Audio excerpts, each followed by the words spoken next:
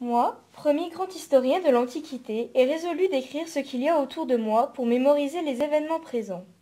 Quels événements? Les événements importants et non tous les faits passés. Je sélectionne ce qui est important. Mais que vaut votre sélection? Je suis témoin, je partage la même culture et donc je peux les comprendre. Est-ce que votre récit est une science? Je ne pars que des faits que j'ai vus sans les embellir. Je ne prends pas que le meilleur alors que les poètes embellissent. Mais Thucydide, tu m'expliques pas les faits. Tu ne cherches ni les causes ni les raisons, tu décris simplement, tu ne lis pas les faits. Il faut dépasser le présent et lier les événements dans le temps. Qu'entends-tu par là? Je constate que l'histoire évolue et la vie matérielle, c'est-à-dire du travail, détermine tous les autres événements, la culture, l'idéologie, la politique, le politique. C'est-à-dire qu'une cause économique entraîne des effets, des conséquences.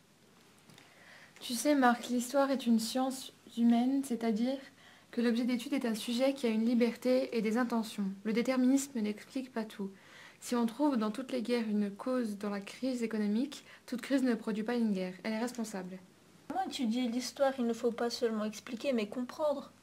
Il faut rentrer en sympathie avec le fait, c'est-à-dire se mettre à la place de celui qui a vécu l'événement en oubliant sa propre culture, car l'homme a des buts et n'est pas déterminé dans tous les domaines.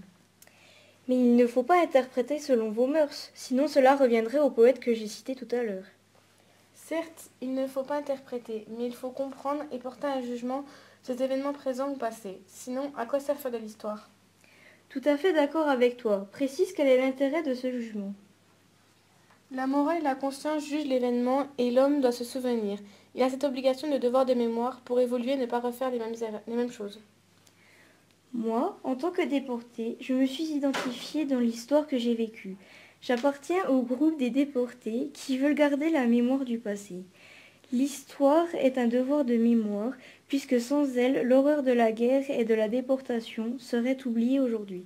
Je suis d'accord avec vous, Marie-Josée. L'histoire permet de nous identifier à un pays, donc d'appartenir à une histoire.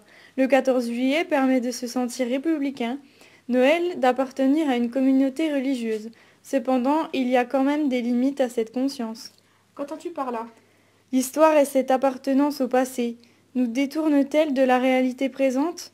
Est-ce que dénoncer le mal, c'est se construire une bonne conscience, détournant l'homme de sa responsabilité devant les événements présents?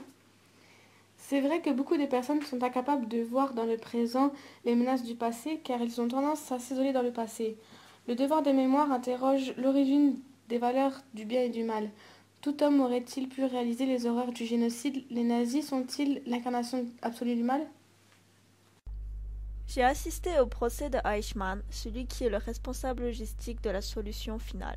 Et je refuse de faire de lui une figure du mal absolu. C'est un clown animé par la banalité du mal.